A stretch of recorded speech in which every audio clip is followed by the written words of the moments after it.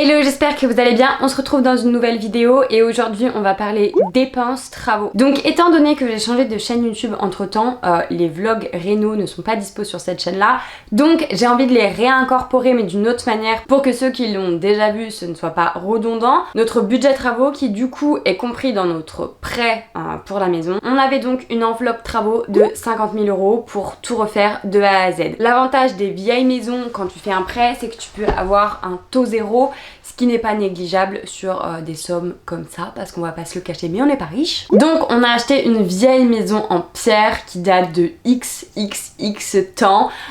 Tout était à refaire. Le sol, les murs, le plafond, une partie du toit, tout. Pour une enveloppe de 50 000 €. Mais dans les travaux, ce qui est bien, c'est que tu peux faire des petites économies par-ci par-là et on va parler de d'autres trucs. Donc eu différents pôles de dépenses avec, j'entends par là, des pôles qui ont eu des factures un peu élevées. Dans ces pôles-là, on retrouve le cuisiniste, la maçonnerie, la toiture, la menuiserie, l'électricité. Je vous parlerai aussi de la plomberie et des matériaux. Sachant que si on s'est lancé dans cette aventure de rénovation, c'est parce que on avait mes beaux-parents, donc les parents de mon conjoint, puisque son papa est menuisier et que sa maman travaille avec un charpentier. Et que ça fait des années qu'ils sont dans la région et qu'ils ont énormément de connaissances, que ce soit en termes de prix ou de connaissances personnelles, des artisans tout simplement.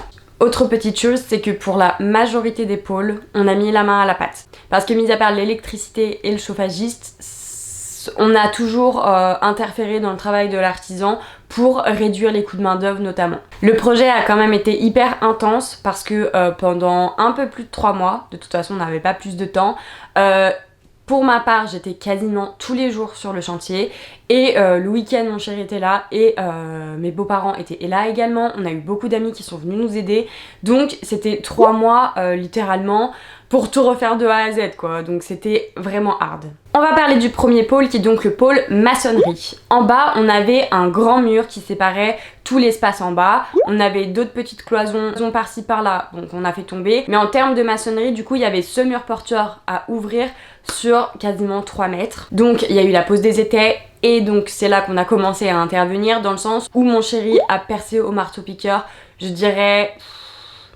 70% du mur. Et moi bah, je me suis attelée à tout ce qui était déblayage, donc c'est des choses qu'on a eu en rabais forcément sur notre facture. Tous les gravats qu'on a eu, une majorité est partie dans la grange, donc c'était de l'évacuation en moins, même s'il y a eu de l'évacuation quand même. Et ensuite du coup le maçon s'est occupé de finir de casser le mur, là où nous on était un petit peu moins entre guillemets experts, et surtout à faire le coffrage et à s'occuper tout simplement de faire tout ce qu'il faut pour l'ouverture, puisqu'on n'ouvre pas un mur porteur comme ça quoi. Et du coup pour en revenir à la dalle, on a du coup fait couler une dalle dans la grange puisque c'était un sol en terre battue, absolument pas à niveau, donc on l'a rempli d'énormément de gravats de la maison et ensuite tout ce qu'il faut faire pour faire une dalle tout simplement. Alors je sais pas exactement comment ça s'appelle, mais il y a les treillis en ferraille, enfin je crois que c'est comme ça qu'on dit, après tout ce qu'il faut quoi.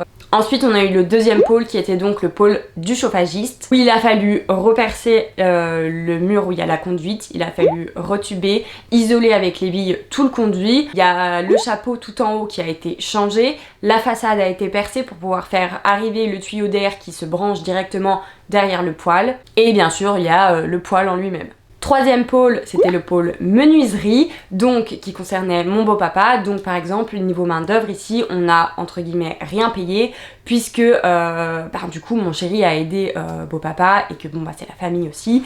Donc voilà, on a payé tout ce qui était des matières premières à son fournisseur. On a pris donc toutes les fenêtres, toutes les portes-fenêtres, etc.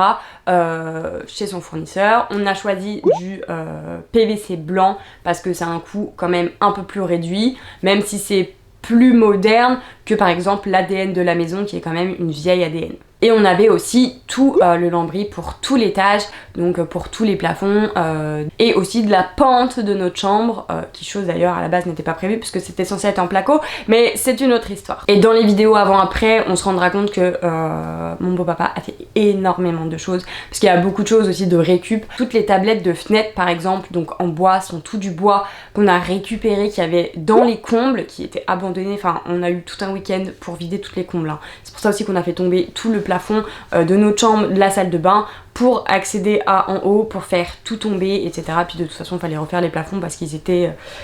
bref, pourris. Et donc beau papa a recollé certaines planches, les a...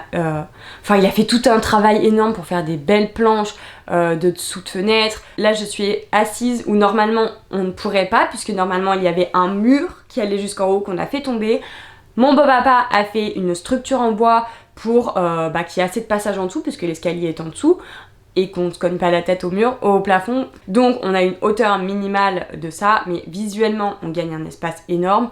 Et du coup il a fait toute une structure en bois. Derrière on a une fenêtre qui ne pouvait pas se servir pour le boulot, qui nous a mis là mais qui ne nous a pas facturé. Là où je suis assise, du coup il y a un gros plan de travail en bois dessus.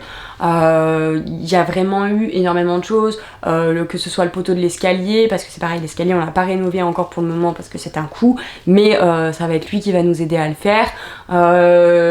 Tout, en fait, toutes les installations de portes, du haut, parce qu'on a choisi des portes en bois, donc on les a pris en magasin style bricomarché, et il a tout installé, les bâtis, etc. Enfin, il nous a énormément aidé, ma belle-maman aussi, clairement. Pour tout ce qui est extérieur, il y a le frère de mon chéri qui est paysagiste, donc c'est toutes des choses à prendre en compte quand tu te lances dans une rénovation de cette ampleur là entre guillemets. Voilà, nous on va le payer en saucisson ou en net, parce que du coup bientôt rebelote les travaux, parce qu'il achète sa maison et que ça va être même un de nos voisins, et bientôt on va remettre la main à la pâte pour les travaux, mais c'est comme ça que ça marche en famille. Enfin tu reçois et tu redonnes, et c'est ça qui est chouette. Ensuite le quatrième pôle c'était l'électricité, puisque tout était à refaire. C'est-à-dire que l'électricien a tout repris, tout refait. C'est moi-même du coup qui ai fait tous les plans de la maison et qui ai placé tout ce qui est interrupteur, prise, radiateur, etc.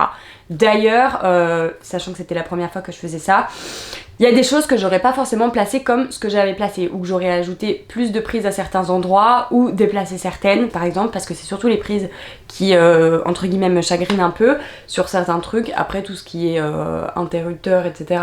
De toute façon j'avais tout revu avec l'électricien.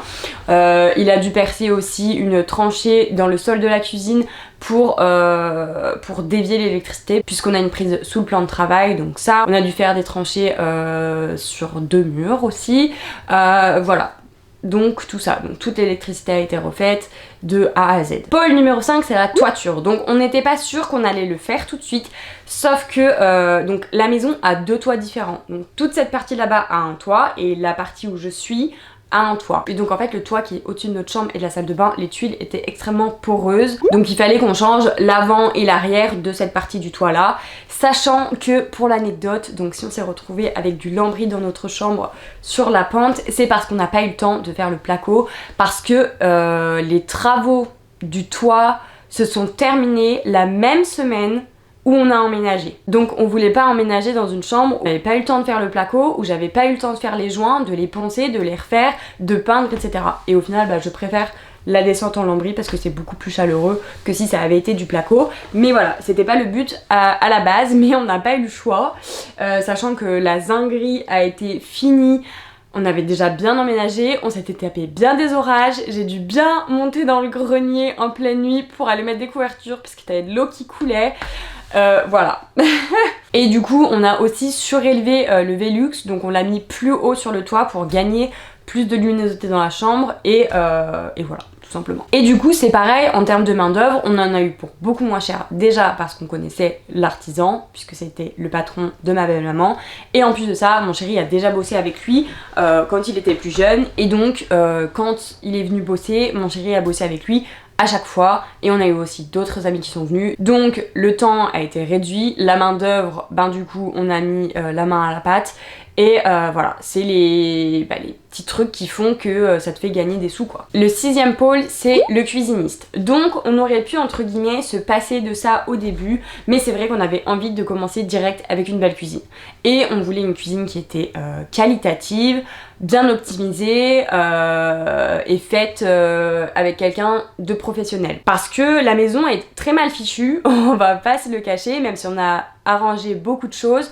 la cuisine n'est pas à l'endroit à la base dans lequel il était prévu, donc on a tout interverti, et les pièces sont extrêmement en longueur, donc on peut pas avoir un espace super large, etc. C'est pour ça que par exemple on n'a pas pris une cuisine Ikea qui nous aurait coûté certes beaucoup moins cher. Et donc on a pris chez les cuisines Schmitt parce qu'ils ont une un peu spécificité, c'est que leur placard est optimisé de sorte à ce qu'il soit extrêmement profond. C'était quelque chose que par exemple en allant chez Cuisinella, il n'y avait pas. On a été aussi sur place dans les magasins qui sont près de chez nous et on n'habite pas dans des grandes villes, donc on n'a pas non plus 10 000 magasins et on n'a pas fait non plus 10 000 cuisinistes avec 10 000 devis. Sachant que chez Schmitt, rien n'est sponsor de cette vidéo, hein, je le précise. Ils ont donc, forcément ils te font le plan sur l'ordinateur pour que tu puisses voir, pour que tu puisses changer, trouver tout ce que tu veux, etc. Mais en plus le petit truc qui est sympa, c'est qu'ils ont des lunettes logicielles pour faire de la réalité virtuelle. Littéralement tu es dans ta cuisine, tu mets tes lunettes, t'es dans ta cuisine,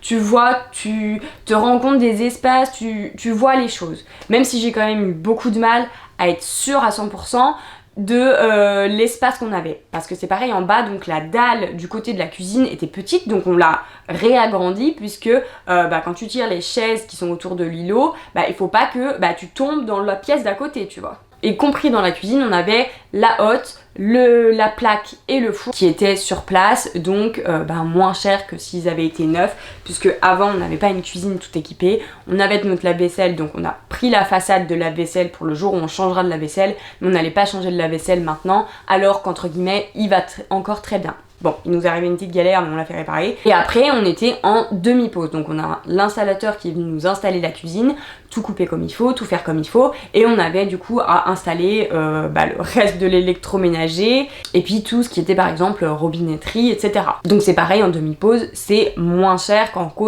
pause complète. Pour le 7e pôle, on attaque la plomberie, puisque toute la plomberie a été revue. Donc la plomberie a été faite par l'ami de ma maman, donc on a juste acheté tout le matériel et on a mis très peu en main d'œuvre, puisque ça reste dans les proches. Et le 8e pôle, et qui quand même n'est pas des moindres, on va parler matériaux, puisque le prix a quand même vachement augmenté par rapport aux années précédentes. Et donc tout ce qui est placo feu, placo hydro, tout ce qui est laine de verre, tout ce qui est râle, les pots d'enduit pour les joints de placo. Il y avait ensuite tout ce qui était carrelage pour en bas, tout ce qui était parquet pour en haut et le carrelage de la salle de bain. Tout ce qui est revêtement, on a pris du revêtement PVC pour les murs de la douche, tout ce qui est peinture, tapisserie, toutes les portes en bois du coup du haut, les plaintes en bois, les plaintes en carrelage, et puis toutes les autres petites broutiques, mais c'est tout des petits trucs qui se rajoutent. On a aussi pris toutes les lames de terrasse pour faire la terrasse en bois dehors, voilà, donc tout ça. Et avec tout ça, on est rentré vraiment à un poil de cul. Il doit rester genre je sais pas 50 balles sur le prêt de pas débloquer quoi. Voilà. Donc c'était le petit topo et tous les pôles importants de notre rénovation. J'attends que plein de choses soient terminées pour vous faire des avant-après, genre 6 mois post-travaux ou ce genre de choses, pour pouvoir remettre des rushs ici et voilà, tout simplement. Et puis parce que sur l'autre chaîne aussi, j'ai pas fait tous les avant-après de la maison, puisque tout n'était pas terminé. J'espère que la vidéo vous aura plu. Si vous avez fait de la rénovation, ou si c'est quelque chose qui vous botte ou quoi, etc., mettez-moi un commentaire. Et puis en attendant la prochaine vidéo, je vous fais des bisous. Ciao!